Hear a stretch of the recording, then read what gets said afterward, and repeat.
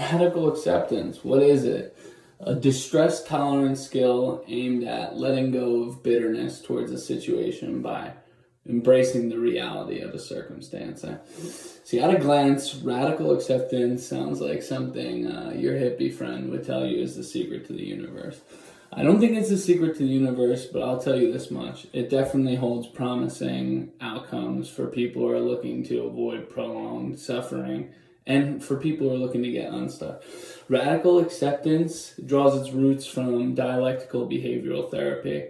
Marshall Linehan was somebody who published some behavioral tactics and mindfulness strategies, and radical acceptance just has to be a very cut and dry, straightforward technique. Basically, radical acceptance is confirming the actuality of lived events. So it's like embracing experiences as having happened, and now I have to figure out how to deal with them, as opposed to denying that occurrences have happened or making harsh judgments about the scenario, which would be failing to accept the reality. I mean, radical acceptance, people often say, like, don't use the word in the definition, but how else do you say accepting something with, that's what it is, accepting it as whole, So I'm going to use an analogy with basketball to explain radical acceptance further. And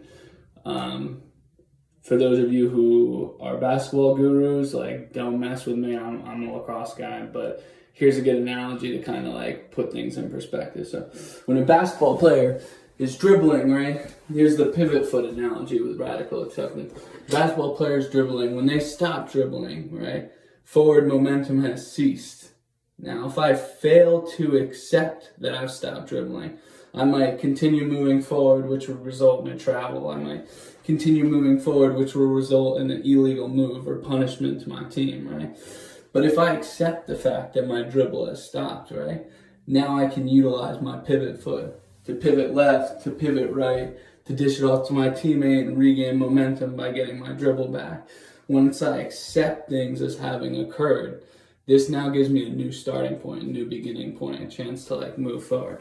So it is the same reason why an addict might be stuck in addiction. I might prolong my addiction if I fail to accept the fact that these things are causing mood disturbances in my personality, or I fail to accept the fact that I'm powerless to this situation, which prevents me from moving on. The same reason why people stay stuck in a toxic relationship that can lead to manipulation as the outcome, because they fail to see that something better could be on the horizon.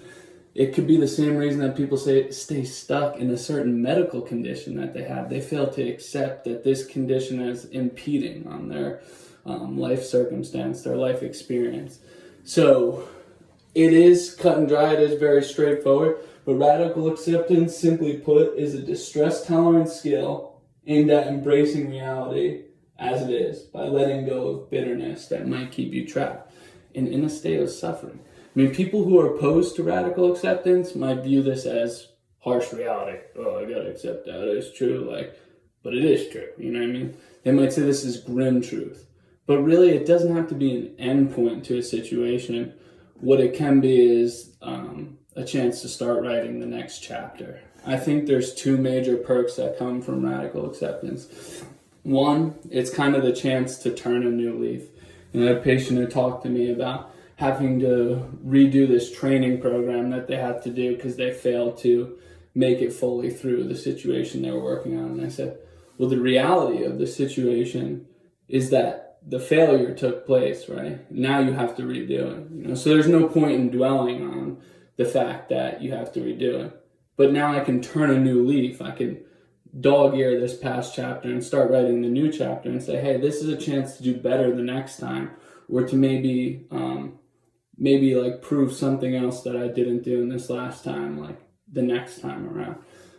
So it's a good chance to move forward. Nobody really cares what you did. People care what you do next, and that's important.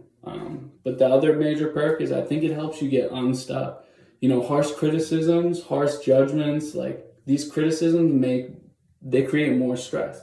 They lead to destructive ways of handling situations, or behaviors that have proven to be ineffective in the past for handling a situation.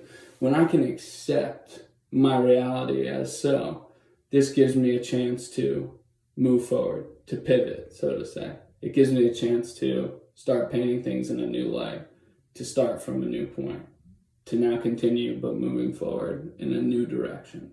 So it's a very redeeming quality to pay attention to. That's radical acceptance summed up in the 5 minutes. I hope you enjoy it, and hopefully you get some use from it.